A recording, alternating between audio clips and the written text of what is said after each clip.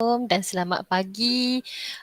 Okey, selamat datang Farah Kristina, Ashraf, Nik Natasha, Syaira Kristina, Zafira, Fatima, Nisrin, Putri Nur Azlina, Putri Dania, Syakira Alia, Sharifah Fariha Nadra dan juga Sharifah Jasenia. Alright, sebelum kita mula, sambil-sambil tu kamu boleh isi dulu kehadiran yang ada yang attach pada slide ni. Kemudian hari ini ada 3 perkara yang kita akan discuss lah. Pertama saya akan bentangkan dulu, saya akan share panduan untuk kita punya PBD pada hari Jumaat ni. So for your information, I have communicated with all the teachers involved in your lessons for Friday. Saya dah bincanglah dengan cikgu-cikgu yang mengajar kamu pada hari Jumaat untuk saya ambil PDP untuk the whole day lah. So at Maths, English dengan BM tu masa mereka saya ambil pada hari Jumaat. Kemudian satu lagi, okay, saya hantar di Telegram sekarang. Okay, saya hantar Telegram sekarang. 2 panduan berkaitan dengan PBD kita hari Jumaat ni lah. Okey, saya hantar dulu sekejap dalam Telegram. Okey, panduan pertama saya dah hantar. Sekejap ya, saya hantar panduan yang kedua. Okey, sekejap ya, saya hantar dulu. Okey, sambil-sambil tu kamu isi dulu attendance ya. Sekejap, this one. Alright.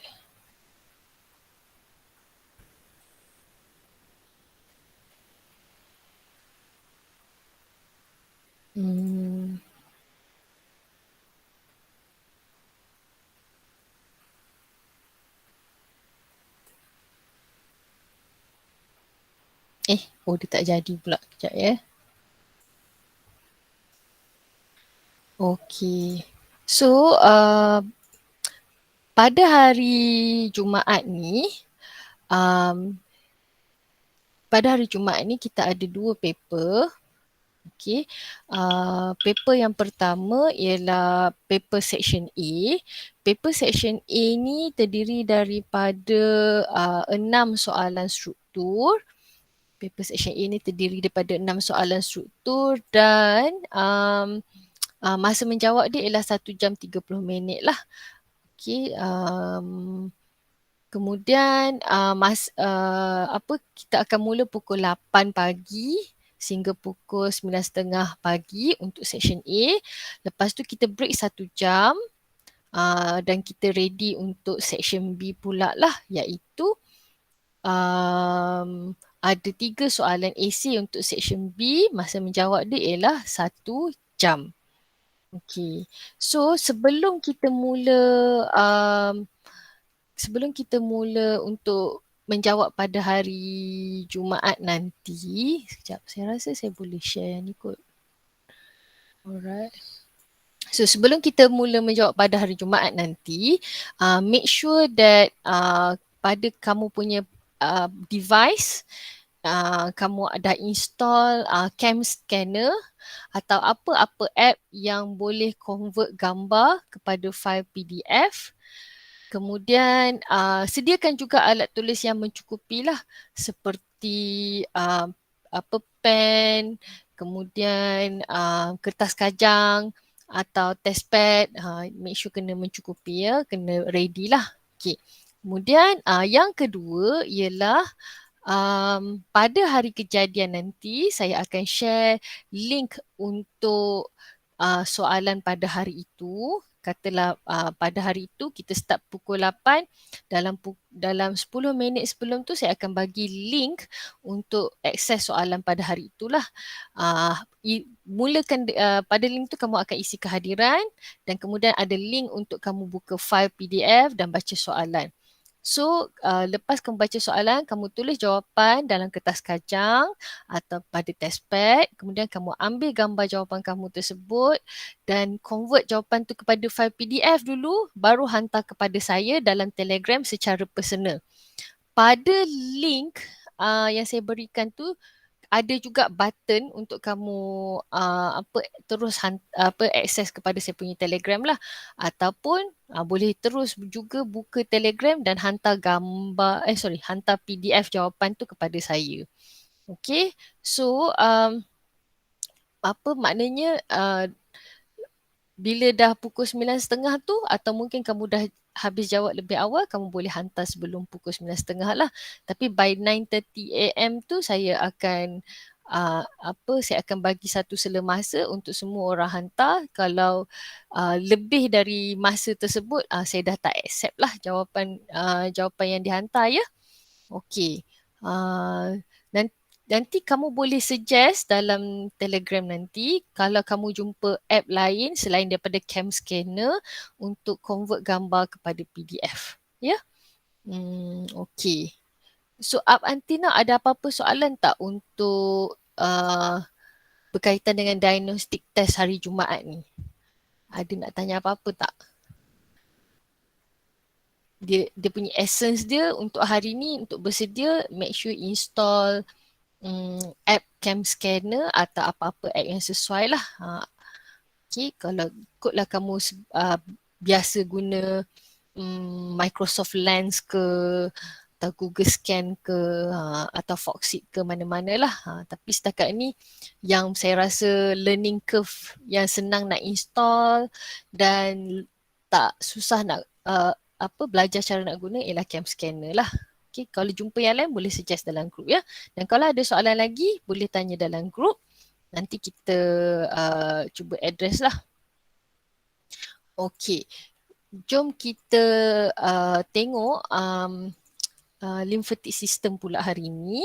Untuk lymphatic system ni sebab kita buat offline class hari tu, tapi ada juga yang bertanyakan beberapa soalan. Jadi I would like to address the questions today lah. Okay, so sekejap ya, saya nak gunakan saya nak gunakan nak tukar draw function kat sini ya.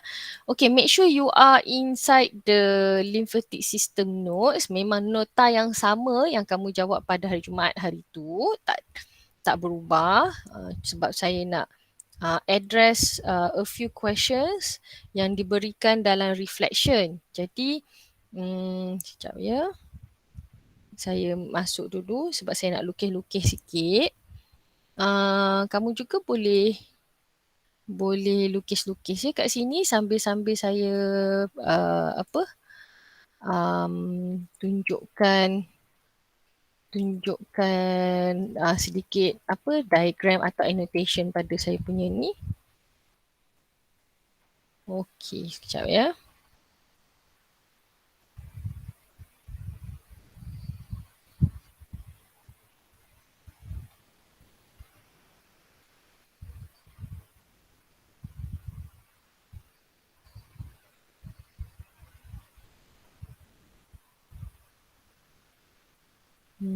Ismail. Okey.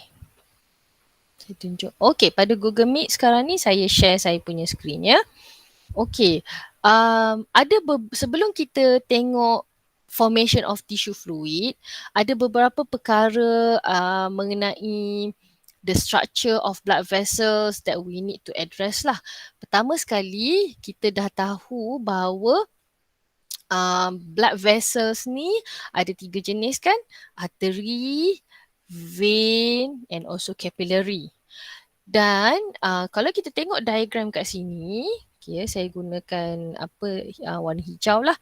Okay, kalau kita tengok kat sini, okay, pada sebelah kiri ni, okay, yang saya highlight warna hijau ni, ini adalah artery kan? Okay, artery.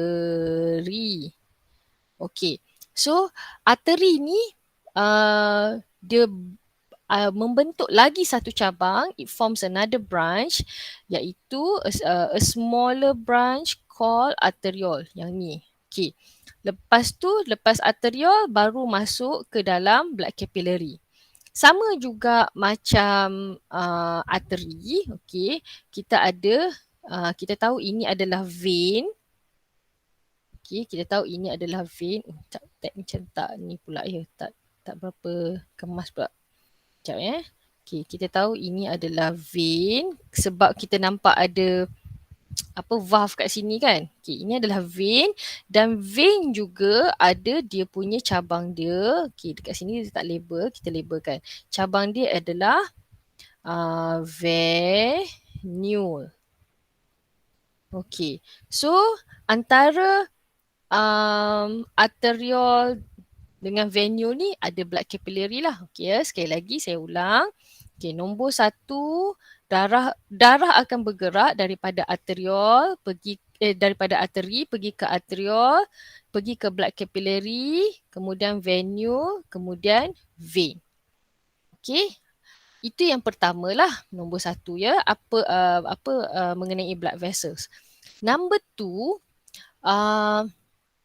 the diameter of artery is bigger than arteriole. Kalau kita tengok dekat dalam diagram pun kita nampak kan diameter salur darah tu semakin mengecil from artery to arteriole to blood capillary. Kemudian from the blood capillary, the diameter of blood vessel increases from blood capillary pergi ke venule, pergi ke vein.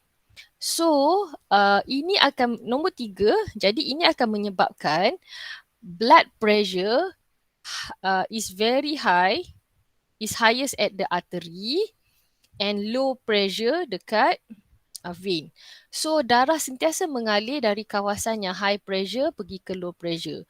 Daripada arteri pergi ke vein. Okay, so itu 4 konsep asas untuk sebelum kita bincang formation of tissue fluid. Okay, arteri ada membentuk cabang iaitu arteriol, kemudian bersambung dengan blood capillary, bersambung dengan venule dan kemudian vein. Nombor 2, the diameter of arteriole is bigger, the diameter of artery is bigger than arteriole. The diameter of vein is bigger than venule. Therefore, number 4, this difference in diameter causes difference in pressure starting from highest at the artery and lowest at the vein. So blood flow sentiasa daripada arteri pergi ke vein. Okay, sekarang ni anak-anak, as you can see here,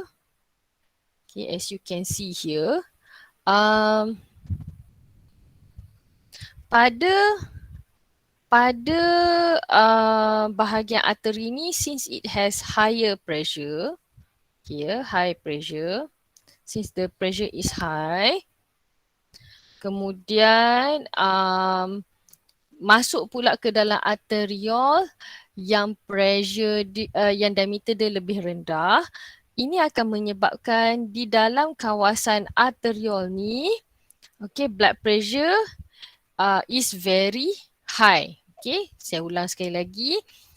Diameter arteri lebih besar daripada arteriol. Therefore, the blood pressure in arteriole is very high. Disebabkan blood pressure dekat dalam arteriole ni very high, it will force the contents of the blood to be filtered out from the blood vessels into the surrounding intercellular space. Saya ulang.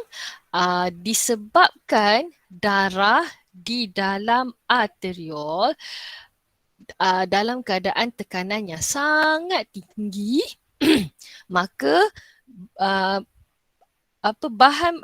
certain substances dalam blood plasma akan filtered out, dipaksa keluar atau diffuse out from the blood capillaries, masuk ke dalam ruang-ruang antara sel yang kita panggil sebagai intercellular space. Once the contents flows atau diffuse into the intercellular space, kita dah tak panggil contents tu sebagai blood plasma lah. Kita panggil sebagai tissue fluid. Okay, kita panggil sebagai tissue fluid. So, what are the contents of tissue fluid? Tissue fluid ada semua contents blood plasma kecuali ada semua contents yang dibawa oleh blood kecuali erythrocyte, platelet and plasma protein, because these three things are so big and also is not flexible enough to go out of the blood capillary. Macam white blood cell, dia boleh keluar, can be filtered out because it is more flexible compared to erythrocyte. So dia boleh keluar lah sebab dia nak nak buat defense mechanism specific to its function, ya. Okay, so once the substances dah membentuk tissue fluid, maka tissue fluid tu pun buatlah exchange of material, exchange of waste, exchange of secretions between the tissue fluid dengan different tissues in the intercellular space. Sebagai contoh, blood plasma have high partial pressure of oxygen. So, oxygen dia lagi banyak, maka oxygen akan diffuse into the tissues. The tissues have more carbon dioxide compared to the tissue fluid, so carbon dioxide will diffuse out. Pada masa yang sama juga, tisu juga akan menghasilkan secretion macam hormon atau enzim. So hormon atau enzim ni akan diffuse out of the cells, goes into the tissue fluid. And then pada area yang saya labelkan warna biru ni, okay, area yang saya labelkan warna biru ni adalah area yang lower pressure compared to tissue fluid. Disebabkan itu, selepas tissue fluid dah selesai, apabila tissue fluid tu bergerak ke arah venule, tissue fluid tu akan mula diffuse masuk ke dalam venule, sebab dalam venule tu sudah dia punya pressure is lower compared to tissue fluid. Jadi jadi tissue fluid tu masuk ke dalam venule, membentuk komponen darah sekali lagi. So kita dah masuk dalam venule, kita dah tak panggil dia sebagai tissue fluid lah, kita panggil sebagai blood balik. Okay, so up until now ada apa-apa soalan tak nak tanya? Sekejap, saya tengok juga dekat gambar ni kalau ada yang tanya dekat gambar.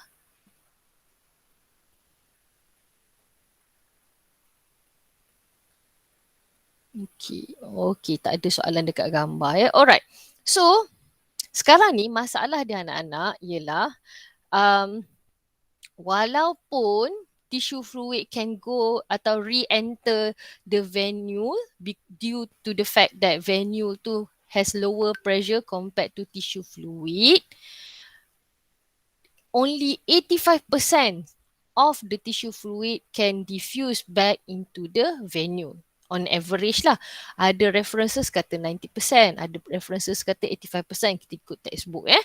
Okay, so ada selain daripada faktor lower pressure in the venule, sebagaimana yang kita bincangkan tadi, dari arteriole, since arteriole has higher pressure, the contents of blood sebagai contoh water, glucose, acid amino and ada substances macam hormon ke enzim ke yang dibawa oleh blood will diffuse out from the arteriole to form tissue fluid. So darah daripada arteriole, once it goes to the venule area, dia darah tu sangat kurang air. Darah yang sangat kurang air ni adalah darah yang dalam keadaan hypertonic. So, the combination of being hypertonic and being being in low pressure causes tissue fluid to diffuse into the venule area. Okay, saya ulang. Apabila darah bergerak daripada arteriole, capillary ke venule, contents atau kandungan dalam darah seperti air, nutrien macam glukos, amino acid dan sebagainya tu diffuse out, pergi membentuk tissue fluid, menyebabkan darah yang bergerak daripada arteriol pergi ke venue tu menjadi semakin hypertonic. It is very concentrated. It has a low water potential. Okay. So itu tiga istilah yang menceritakan keadaan darah yang sama ya. Tiga istilah iaitu kita kata darah tu hypertonic, low water potential, okay, dan sangat concentrated. So when it is in the venule area, bila darah tu dalam kawasan venule, keadaan darah yang hypertonic dan dalam keadaan yang keadaan pressure yang rendah menyebabkan tissue fluid diffuse masuk ke dalam venule. Maka berlakulah reabsorption of water, mineral salt, waste, secretion produk daripada tisu atau sel surrounding the capillary itu kan. Kalau ada hormon atau enzim yang dirembeskan oleh sel juga akan masuk di kawasan venule capillary. However, only 85% of the tissue fluid re-enters the venule. Another 15% akan masuk ke dalam satu laluan lain yang kita panggil sebagai lymphatic capillary. Dan kalau kita tengok structure lymphatic capillary ni, dia special sebab dia tak macam blood capillary, dia interconnected, tetapi lymphatic capillary ni hujung dia hujung buntu, kita panggil blunt ended. Hujung dia buntu sebab dia tak interconnected. And to ensure the flow of medium dalam lymphatic capillary tu only in one direction, kita nampak dekat situ the structure of lymphatic capillary ada valve. Okay, so tissue fluid bila masuk dalam blood capillary kita panggil masuk ke dalam venue kita panggil dia blood. Tissue fluid yang masuk ke dalam lymphatic capillary kita panggil sebagai lymph. Okay. So ini adalah soalan yang saya berikan hari tu. Okay, based on this question. Okay, so jom kita semak sama-sama jawapan dia. Okay, nombor 1. Okay, dia kata describe the formation of lymph kan. Okay, nombor 1, berapa banyak tissue fluid yang masuk ke dalam lymphatic capillary. Tak payah cerita yang 85% tu, kita terus kita terus pinpoint atau fokuskan soalan kita kepada yang 15% tu. So 15% of the interstitial fluid diffuse into the lymphatic capillary. Okay, so siapa yang tulis cerita pasal 85% tu, cerita 85% tu tak payah cerita. Cerita 15% tu, siapa yang masuk Okay, kita cerita siapa yang masuk.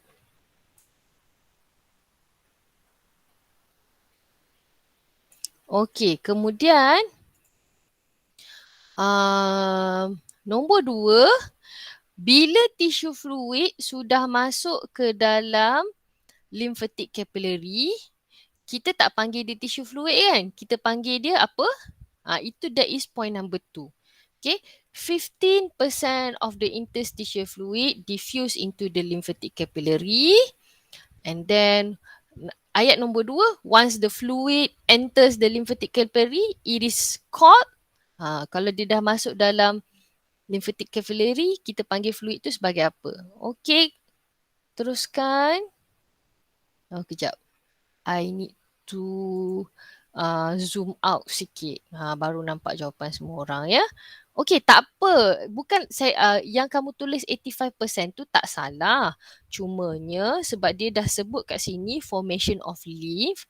So tissue fluid yang terbabit untuk formation of lymph yang 15% tu sajalah. So cerita 85% kita tak payah cerita. Okay? Alright.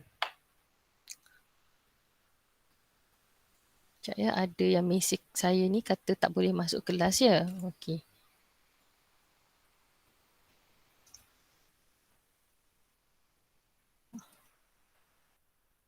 Alright, okay. So okay, ramai yang dah update. Only 15% of the tissue fluid enters the lymphatic capillary, nombor satu. Nombor dua, once it enters the lymph capillary, kita panggil dia, it will form lymph. Okay. Nombor dua. Nombor tiga, okay, saya nampak ada yang tulis pasal lymphatic vessel dan lymphatic system. Very good. So, the lymph will flow to the, okay, dah masuk lymphatic capillary, dia akan masuk pergi ke lymphatic vessel. Lymph vessels. Okay, lymphatic capillary tu cabang yang paling halus. So, lymph inside the lymphatic capillary will flow into the bigger vessels, iaitu lymph vessels. Okay, kemudian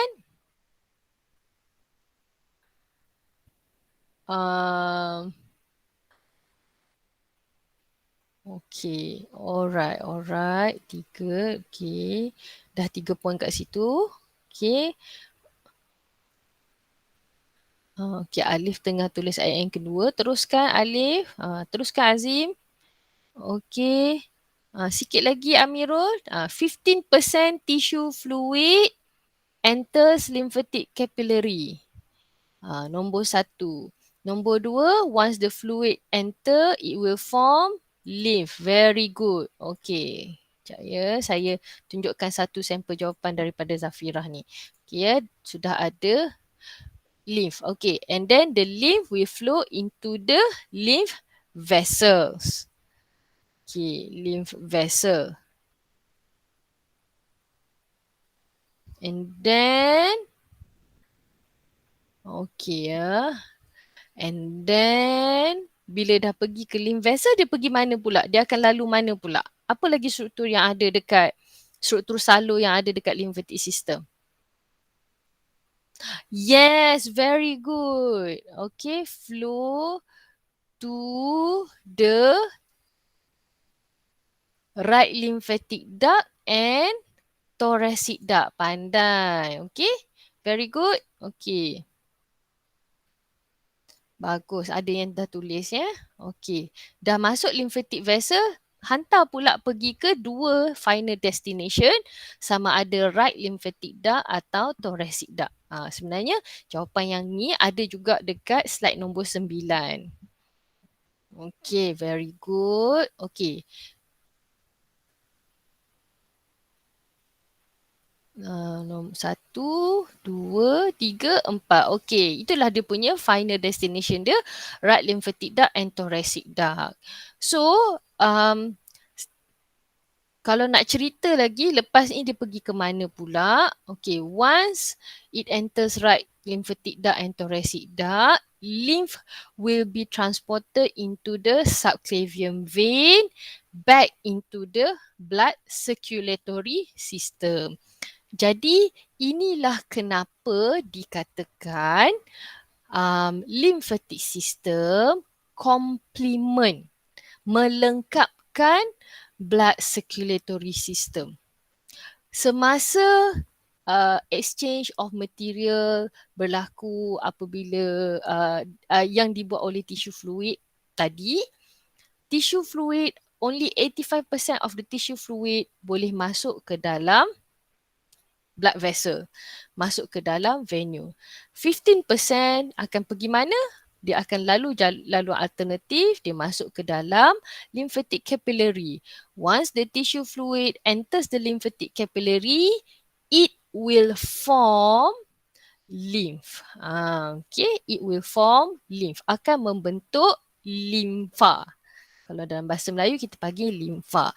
Kemudian limfa atau lymph ni dari lymphatic capillary dibawa pula pergi ke salur yang lebih besar iaitu lymph vessel. Daripada lymph vessel pergi ke dua final destination dalam lymphatic system iaitu right lymphatic duct and thoracic duct.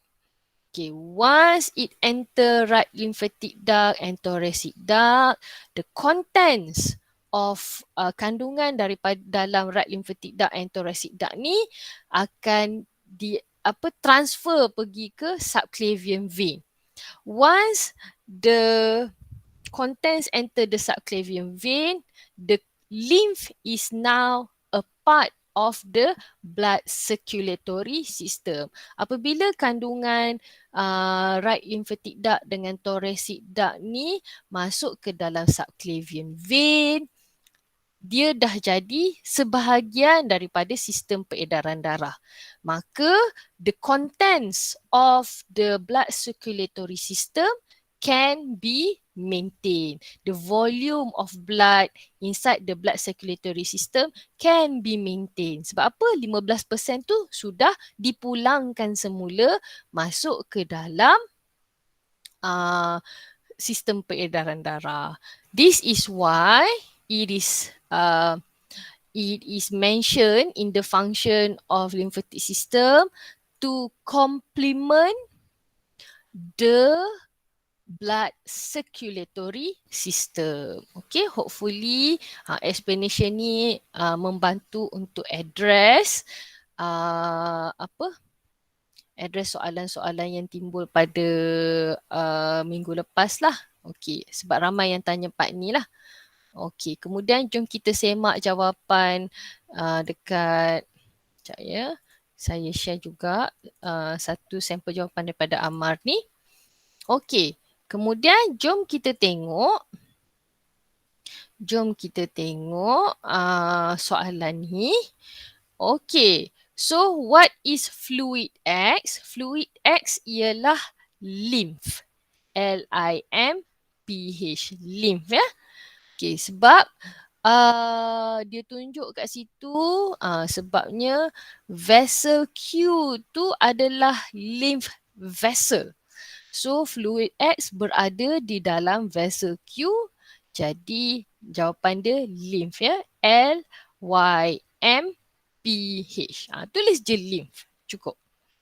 Okay, untuk soalan yang kedua, okay, kita tengok soalan yang kedua pula. Clue dia kat situ ialah sebab vessel Q tu adalah lymph vessel. Macam mana saya tahu dia lymph vessel? Sebab salur tu ada lymph node. So lymph node ni hanya ada pada dia berada pada in between lymphatic vessel. Okay, it is a part of lymphatic system. Okay.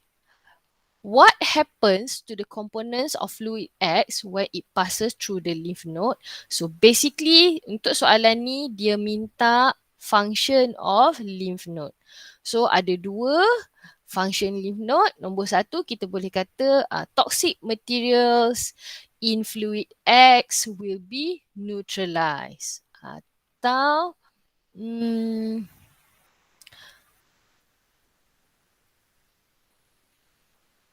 okey, saya juga setuju dengan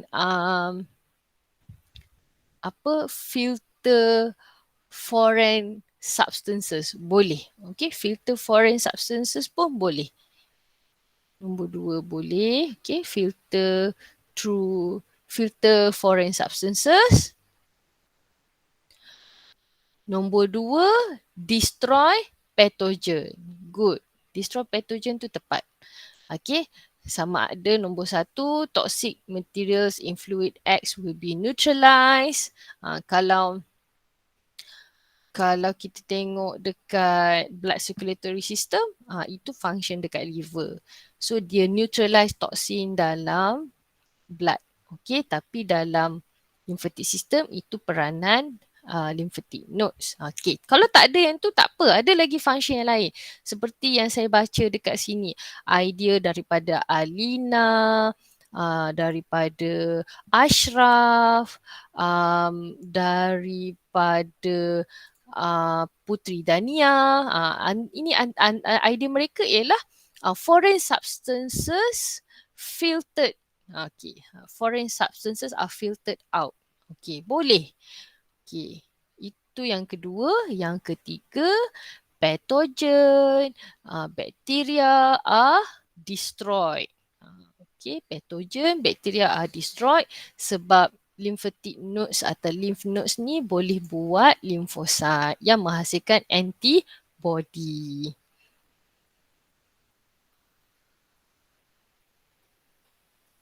Okey, ini sampel jawapan daripada Nadra ya. Okey. Boleh. Macam ni pun boleh. Uh, neutralize toxic material pun boleh. Okey. Okay, I give you another 1 minute to update. Nanti kita pergi ke slide seterusnya ya.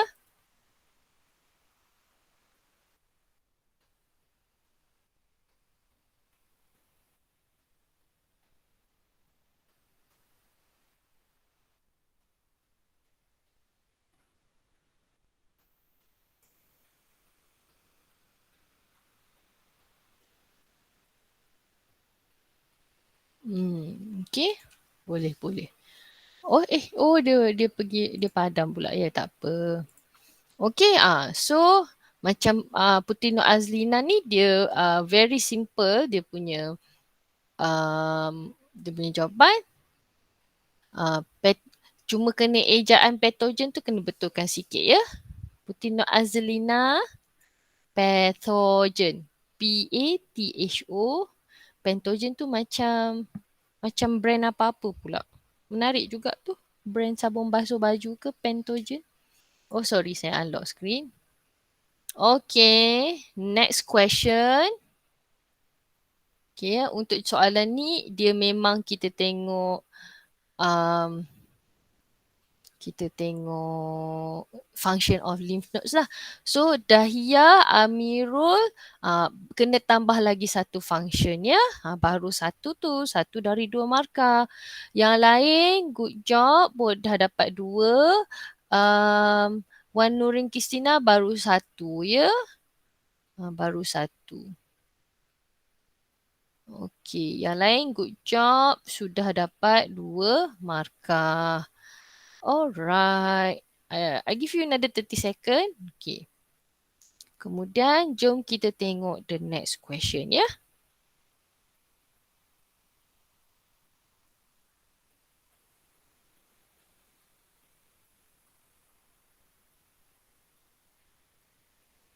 Okay, lymphatic node produce antibodies to destroy pathogens.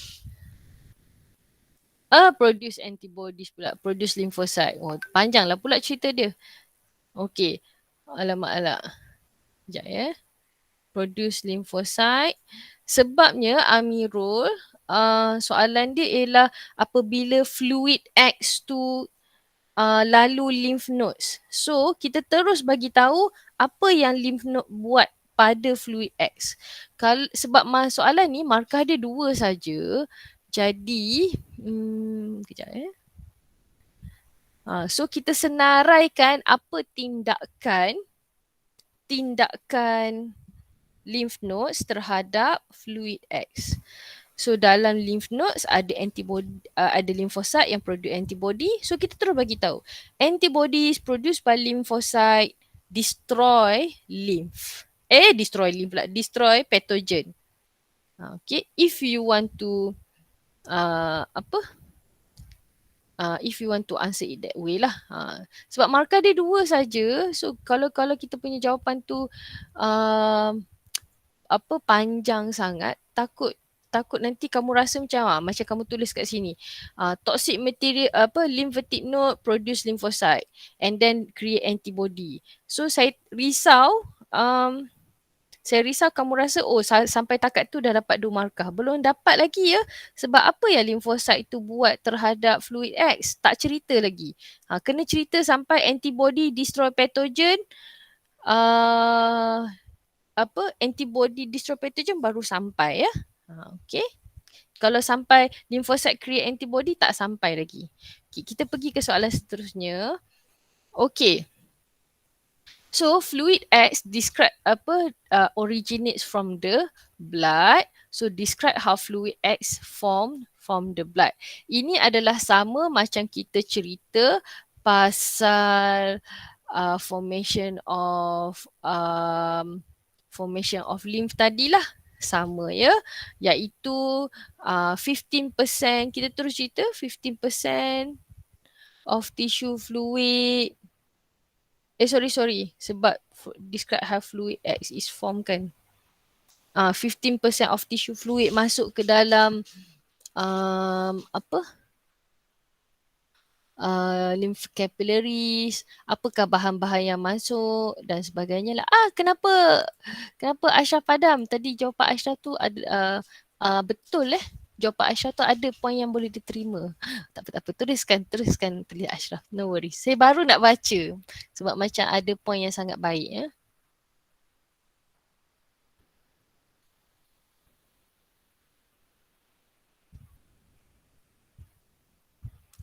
Okay.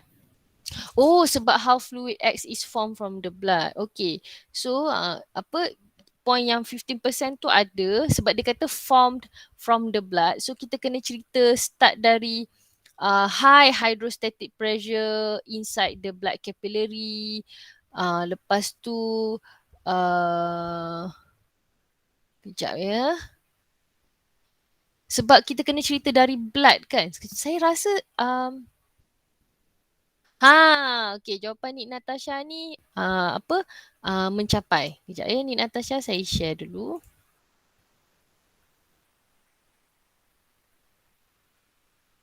Okey.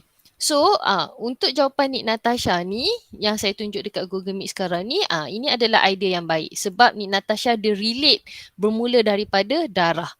So, Nik Natasha bagi tahu mula-mula blood yang sampai ke arterial end atau ke arterial dekat arterial tu in high pressure. Nombor dua, blood plasma diffuse from the blood capillary to form tissue fluid. Nombor tiga, 15% of the tissue fluid will enter the lymph capillary to form fluid X. Maka ada tiga kan? Maka ada tiga je. So untuk Nik Natasha, apa kita boleh simplify lagi ayat yang satu, dua, ayat yang ketiga kejap. Ayat yang kedua dan ketiga tu, ayat ketiga tu kita boleh simplify lagi. Kita terus boleh combine dengan ayat kedua. Contoh, the pressure allows blood plasma to continuously diffuse from the blood capillaries to the intercellular space to form tissue fluid. Okay, so ayat ketiga tu tak payahlah. Tak payah dah. Okay, lepas tu ayat keempat, tissue fluid allow exchange of materials in the blood and cells to occur tu, itu tak payah. Kita terus bagi tahu 15% masuk ke dalam lymphatic capillary membentuk lymph. Okay. Okay, ni Natasha settle. Okay, satu lagi jawapan yang juga bermula daripada blood in high pressure tu, jawapan Putri Dania. Putri Dania yang awal-awal tu boleh copy lepas paste dekat jawapan yang Putri Dania tengah update ni ya.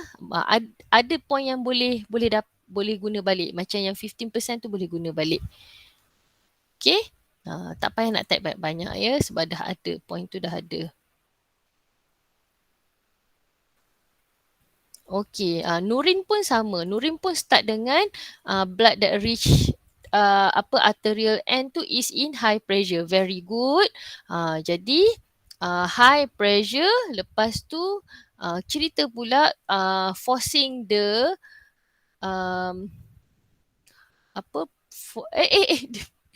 alah, kenapa Nurin padam? Awal-awal tu betul tak ada masalah. Okey. Awal-awal tu boleh dapat dah satu markah. Okey. Sekejap ya, saya tengok balik jawapan Nik Natasha. Okay. Enters the lymphatic capillary to form fluid X. Okay ya.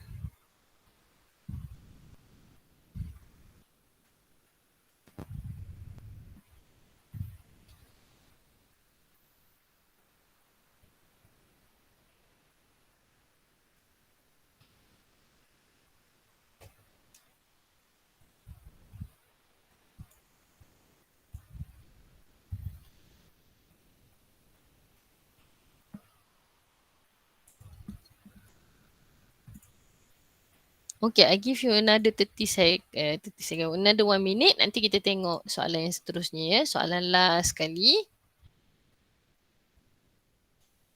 Soalan last sekali ni soalan yang panjang ya, 6 markah. So, mungkin saya tak check satu-satu hari ni lah. Saya tak akan check satu-satu tu. Saya tak akan, sorry. Apa?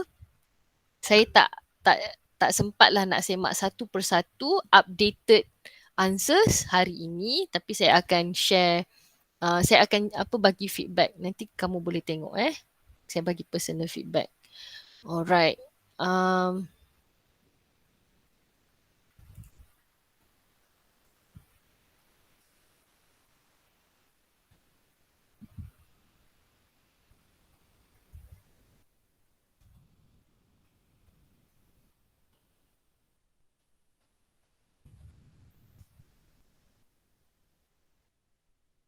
Okay.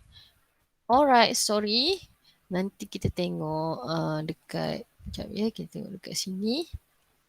Okay, so state two differences between fluid X and blood. Okay, two differences kat sini. Kita boleh bagi differences in terms of location, in terms of contents. Okay, for example, sebab dia kata fluid X dengan blood kan. For example, fluid X kita jumpa dekat mana? Fluid blood kita jumpa kat mana? Okey, kemudian kita boleh banding dari segi konten lah. Fluid X ada apa? Blood tak ada. Atau blood ada apa tapi fluid X tak ada. Okey, dari segi konten boleh kita bandingkan ada tak ada tu.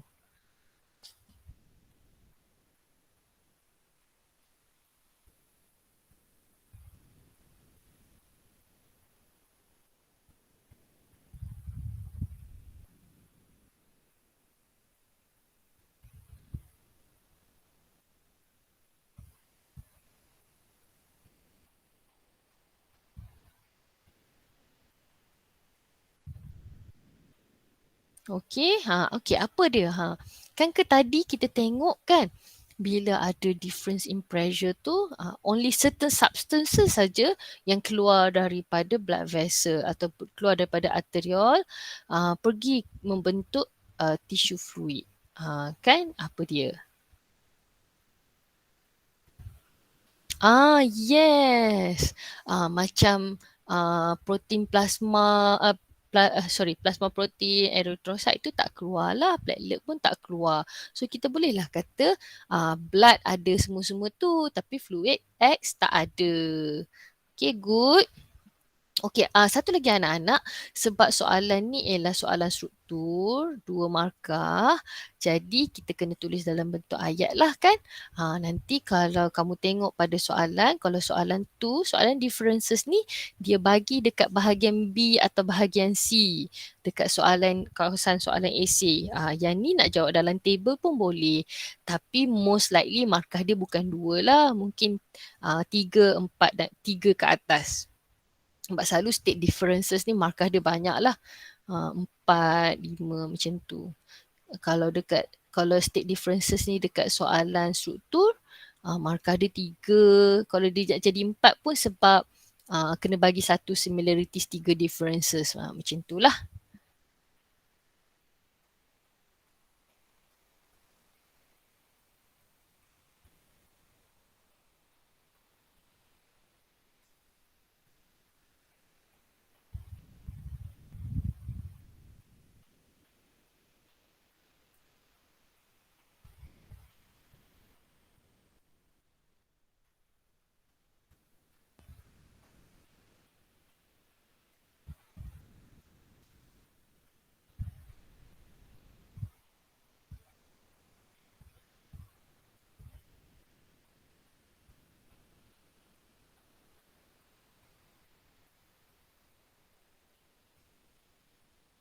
Okay, alright, good.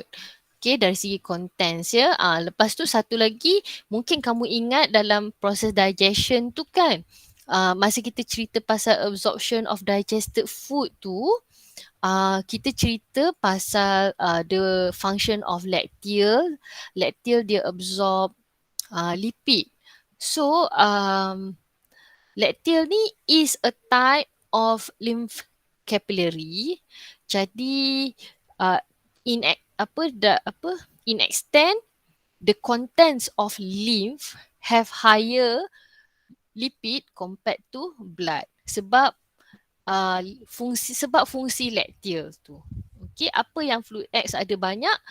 Dia ada banyak lipid compared to blood sebab lacteal tu adalah sebahagian daripada lymphatic system. Okay, I give you another 1 minute to update. Nanti kita tengok soalan seterusnya ya.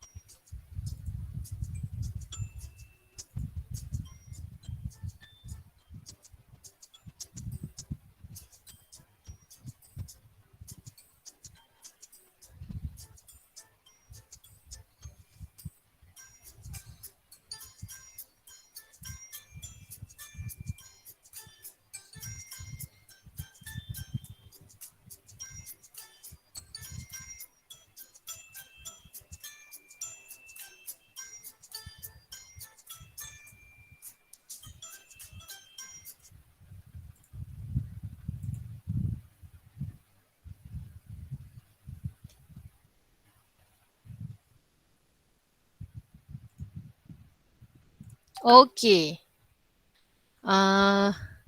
Seterusnya kita tengok soalan last kali. Okay, untuk soalan last kali ni, okay, I think most of you setakat saya semak dapat 4 hingga 6 markah. Tak cukup dapat 6 markah sebab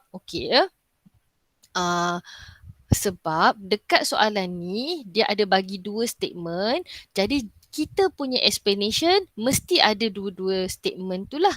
Okey, pertama sekali mengenai statement yang pertama kita kena explain pasal fungsi lacteal.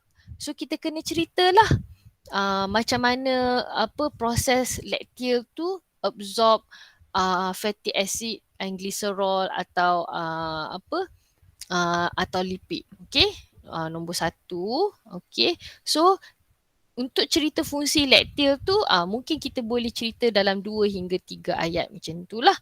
Okey, kemudian yang 15% tu cerita 15% of interstitial fluid return to the circulatory system tu sama macam kita cerita kita boleh ambil balik jawapan yang macam mana daripada blood macam mana daripada 15% of interstitial fluid tu masuk ke dalam lymph capillaries, pergi ke lymph vessels, pergi ke right lymphatic duct atau thoracic duct.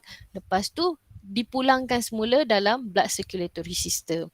So many of you tak dapat full mark sebab dia cerita salah satu. Sama ada dia cerita dekat 15% interstitial fluid tu atau dia cerita pasal lacteal saja. Tapi ramai orang tak cerita pasal lacteal tu. So dia tak dapat full 6 marks. So yang ni akan jadi kamu punya homework.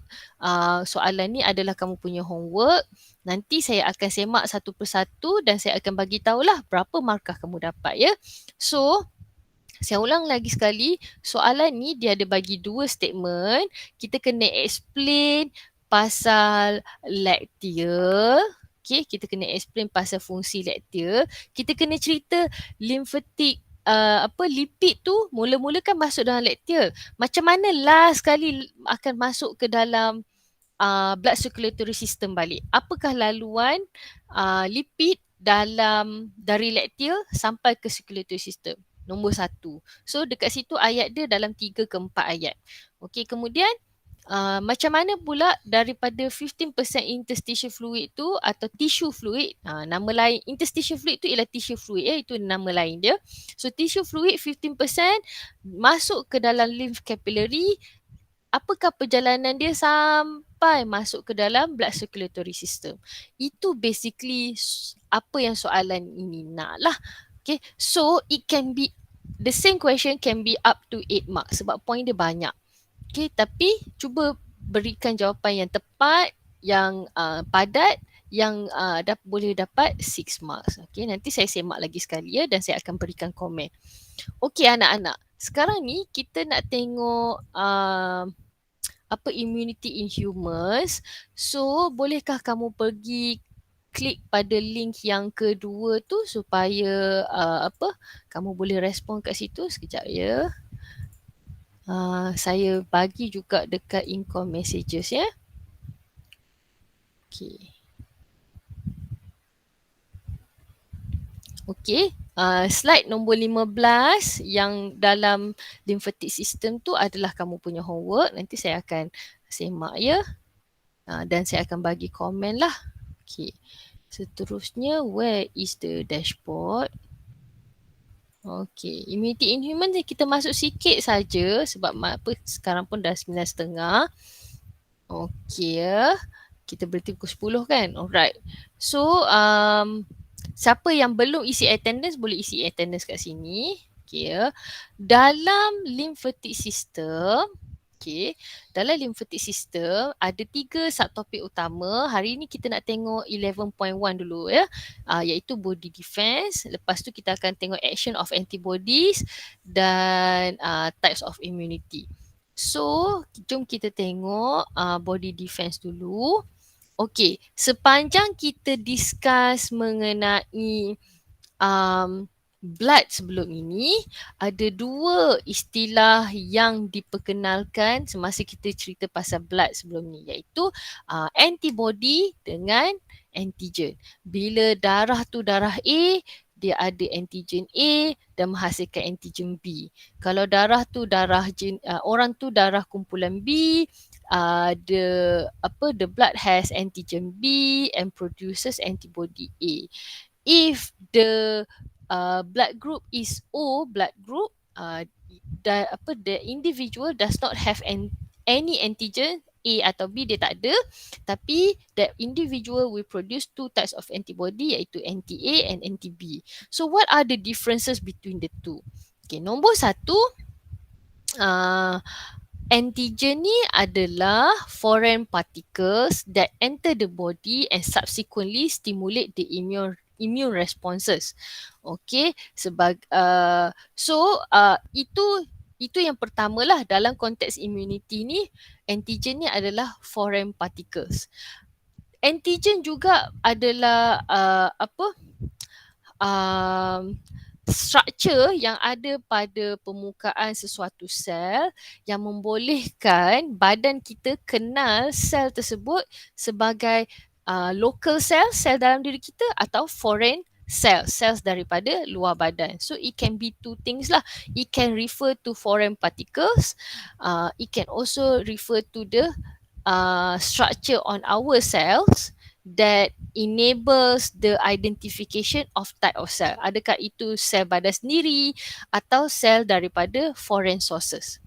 Antibody pula adalah protein yang dihasilkan oleh limfosit,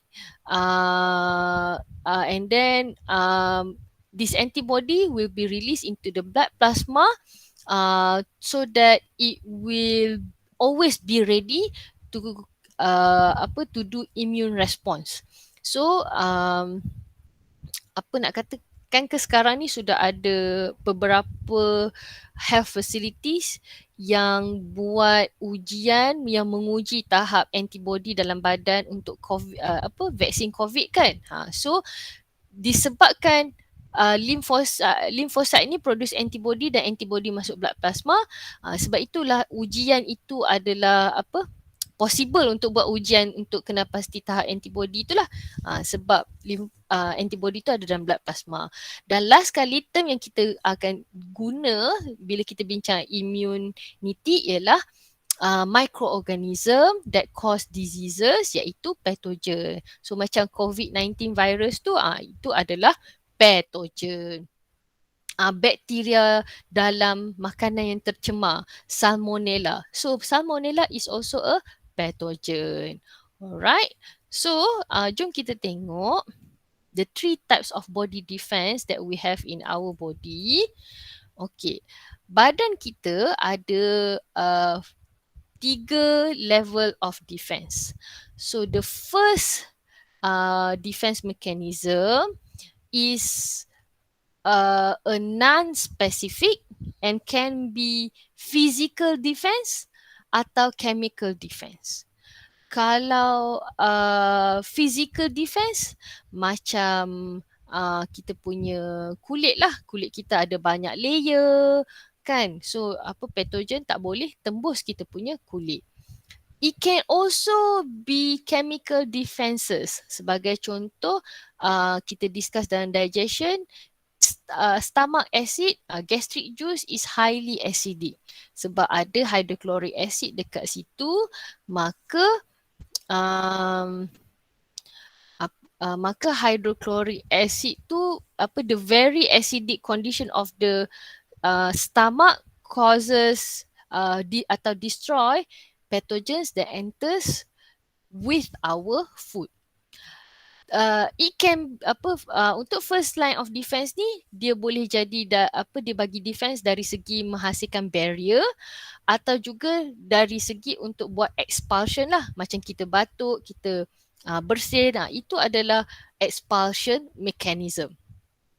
Tindak balas ini adalah non-specific, maknanya apa-apa dia bukannya macam kalau yang datang tu fungus, kita buat barrier. Kalau yang datang tu ialah virus, kita buat expulsion. Tak ya, dia non-specific. Semua defenses ni as long as the antigen atau pathogen lalu pada kawasan tu, inilah dia punya mechanism. Untuk second line of defense juga adalah non-specific defense mechanism. Ada 3 mekanisme atau proses yang dibuat untuk buat second line of defense, sama ada buat phagocytosis by the neutrophil atau macrophage. Daripada white blood cell hari tu kita discuss ada 2 yang boleh buat phagocytosis kan. Nombor 2 tindak balas pembengkakan atau inflammation, and nombor 3 ialah demam lah. Since the slightly higher temperature of our body is not suitable for the reaction of different type of pathogen. So fever tu adalah kita punya response. Yang ketiga ialah immunity, adaptive immunity. Adaptive immunity ni is highly specific. We will produce specific antibodies to destroy specific pathogens atau antigens. Okay, jom kita tengok first line of defense. Jadi tadi kita tengok untuk skin, kita punya skin ni sentiasa ada banyak layer, so that when there is a pathogen attached to the surface of our skin, kita sebab kita sentiasa shed the different layers of our skin, so bila ada pathogen attached pada surface of the skin, dia akan terkeluar atau jatuh sekali dengan kulit yang kita dah shed tu. Itu nombor 1. Nombor 2, kulit kita ni slightly berkilat, kita nampak berkilat because of the secretion of sebum. It is a combination of oil and acid that also prevent the growth of various microorganism. Tapi it doesn't help bila kita sentuh kulit muka kita atau kita sentuh kulit kita dengan tangan yang tak bersih lah. Sebab kita introduce microorganism pada permukaan kulit kita lah.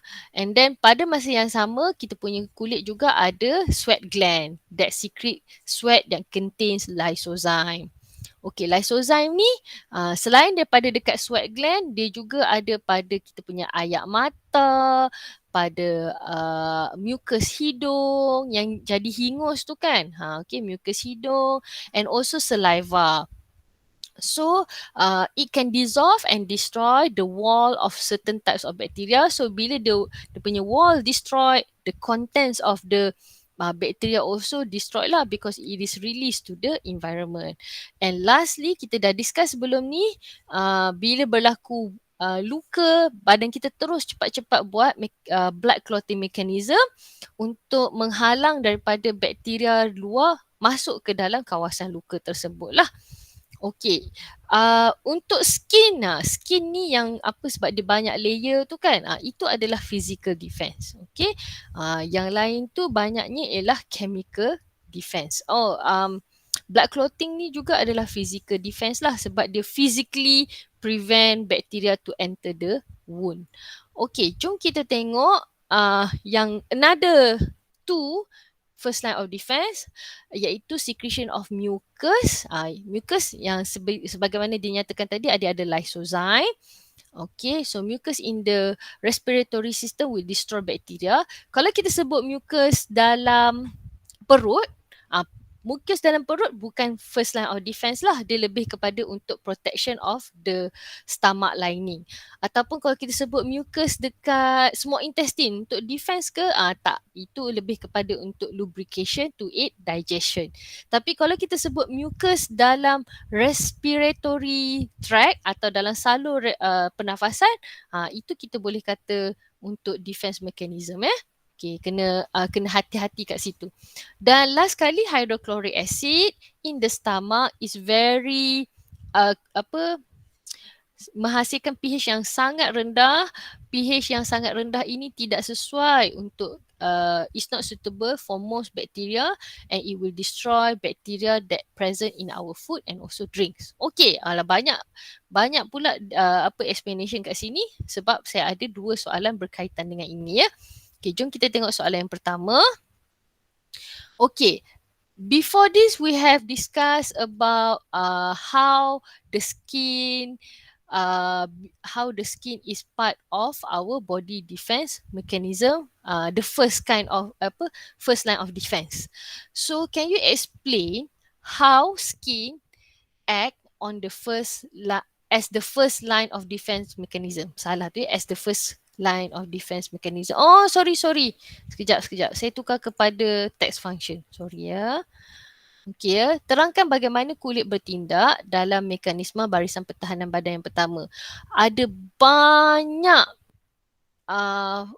structure and function yang ada pada kulit tadi. Pilih mana-mana satu ya.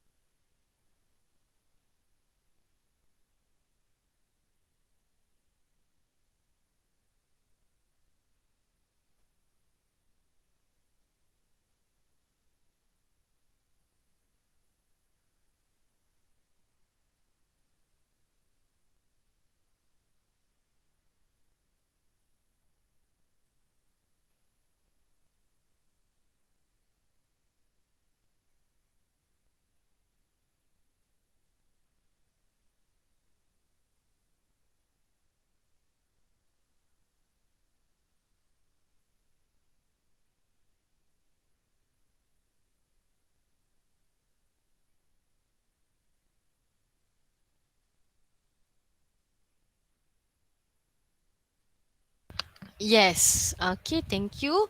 So, macam-macam idea yang saya baca kat sini ya. Nombor 1, ada yang menyatakan the characteristic of skin itself, iaitu skin tu adalah sifat dia tough, dia tough. Dia tough, satu point. Point pertama. Point yang kedua, so it can prevent entry of pathogen. Dah dapat dah 2 markah kat situ. Contohnya macam jawapan yang diberikan oleh sekejap ya, oleh Ammar. Dah dapat dah 2 ni. Pasal tough tu kan. Okey, dah dapat. Lepas tu siapa lagi ya? Macam Syahira Kristina tulis ni pun dah dapat markah sebab okey, ini contoh-contoh jawapan yang kata yang berkaitan dengan sifat fizikal itulah tough, difficult to penetrate atau continuous shedding. Okey. Itu dari segi physical defense. Okey, ini beberapa sampel jawapan yang dapat full 2 marks sebab dia cerita pasal physical defense. Dia cerita apa yang skin ada, sama ada tough outer layer, not easily penetrated by atau prevent the entry of pathogens, ataupun continuous shedding of dead skin cells layer that makes it difficult for microorganism to grow. Okay. So ini contoh untuk ciri skin sebagai physical barrier. Okey, sekarang ni saya nak tengok pula, saya nak share pula apa kawan-kawan kita, anak-anak yang cerita pasal, Azim pun sama ya, very good Azim. Okey, boleh dapat 2 markah dah juga Azim. Okey, sekarang ni saya nak share pula beberapa sampel jawapan yang cerita pasal chemical defense pula. Okey, boleh chemical defense pun boleh. Okey, Amal pun dia sambung pasal chemical defense. Sekejap.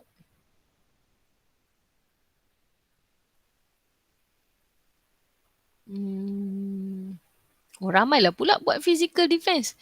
Okey, yes. Okey, sebagai contoh yang dikongsikan oleh Ashraf ni,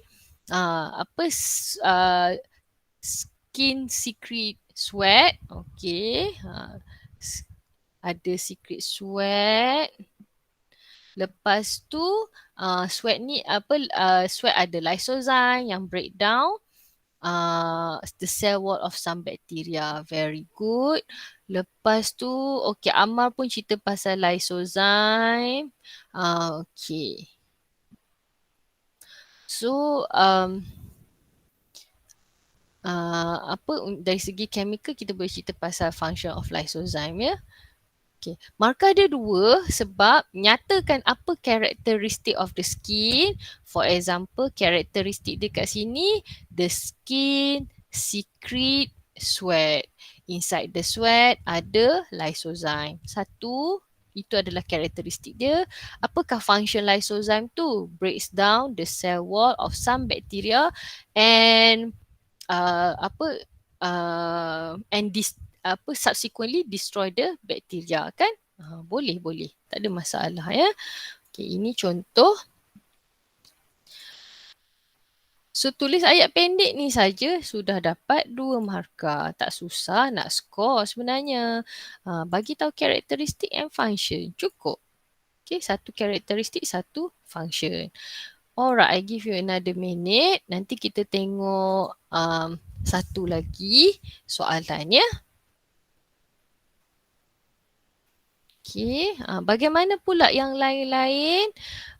Okay. Ada 23 orang je hari ni. Sikitnya. 23 orang. Tapi dalam ni ada 26. Ada yang tak masuk padat lagi ya?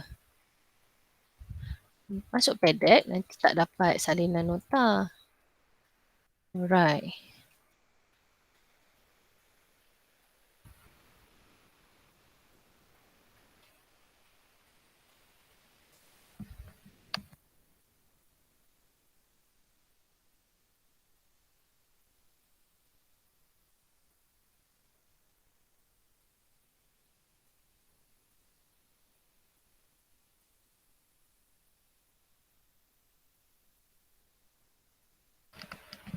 Okay, sorry saya nak move on pergi ke next slide. Kita nak tengok soalan yang kedua Minta maaf, saya kena pergi ke slide yang kedua. Slide yang seterusnya. Okay, So tadi kamu cerita pasal lysozyme. Sekarang jom kita cerita pula, can you explain how mucous membrane, okay, can you explain how mucous membrane um, apa act on the first line of defense mechanism. Sorry ya, markah dia bukan 4, markah dia 2. Saya tersilap kat situ. Markah dia 2 sahaja.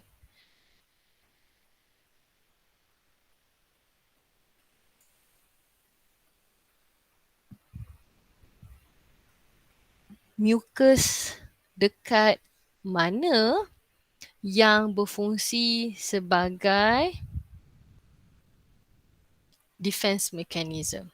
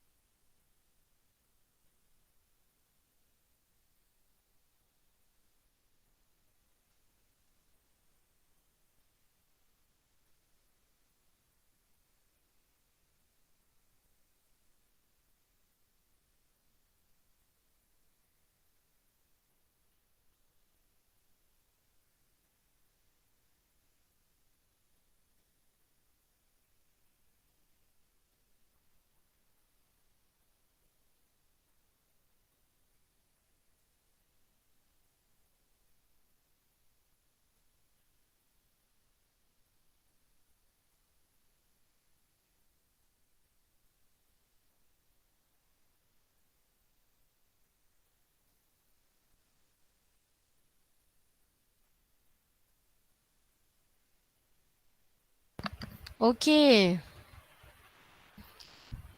Seterusnya, jom kita tengok kat sini. Okey. So, mucus. Okey. So, mucus ni kita jumpa dekat mana? Okey, dekat respiratory tract. Very good. Okey, kita jumpa dia adalah defense mechanism dekat respiratory tract. That is point number 1. Point number 2, kita location nombor 1, nombor 2, dia mengandungi lysozyme. Lysozyme that destroy bacteria. Very good everyone. Okay, dia dah nampak dah kat situ. Very simple ya. Markah dia 2 saja. So ayat dia adalah 2 ayat saja. Okay, 2 ayat saja.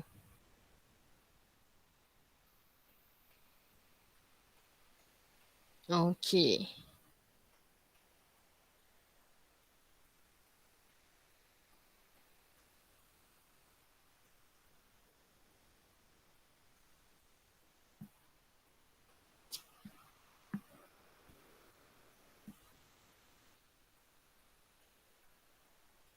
Okey ya. So saya saya berhenti takat ni dulu untuk body defense yang seterusnya nanti kita akan discuss next class, next week. This Friday kita akan ada ada PBD, so kita tak sambunglah body defense ni. Body defense kita sambung next week ya. So I would like to summarize apa yang kita dah discuss hari ni. Pertama sekali kita dah discuss mengenai formation of tissue fluid, which is caused by the difference in pressure. Pressure dalam arteriol lebih tinggi menyebabkan some of the blood contents filter out to form tissue fluid and so on and so forth lah. Dan kita dah discuss macam mana daripada tissue fluid tu dia membentuk lymph dalam lymphatic system, dan apa yang kita baru je discuss ialah body defense mechanism. Kita hanya discuss mengenai first line of defense lah kat sini, iaitu kita discuss pasal fungsi macam mana skin provide first line of defense, macam mana um, mucus and also sweat provide defense sebab kedua-duanya ada lysozyme. Okay, nanti untuk next class, next week kita akan discuss second line of defense and third line of defense, dan kalau sempat kita terus masuk kepada macam mana daripada third line of defense tu menghasilkan immunity. So up until now, ada apa-apa masalah atau isu yang berbangkit tak? Kalau ada, boleh tak tulis dekat what was hard? Nanti saya cuba address during the next class ya. Up until now, do you have any questions?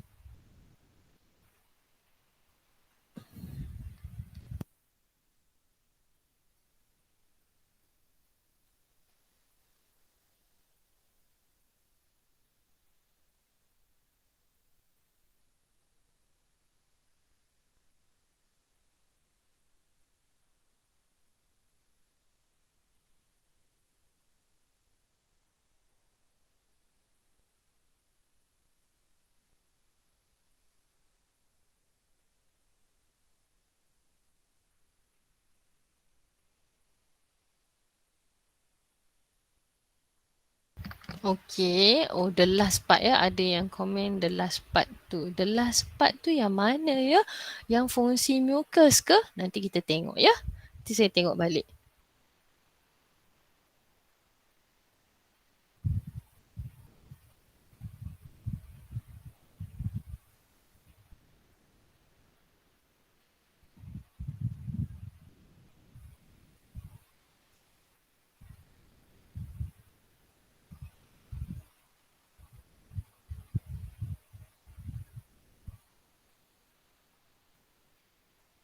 Okay.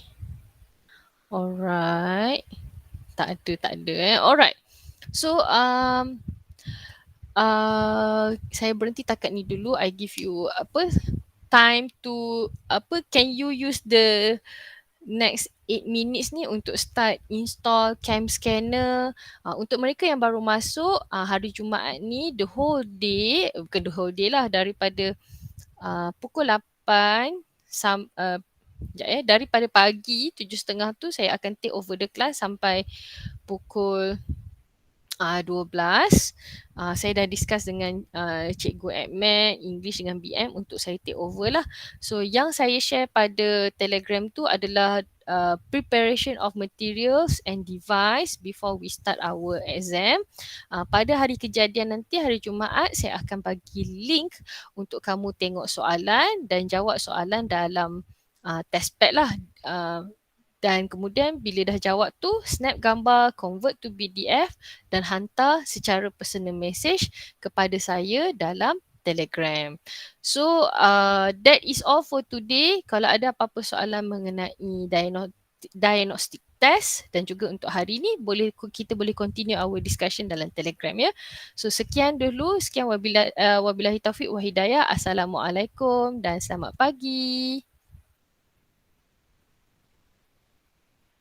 Thank you, teacher. You're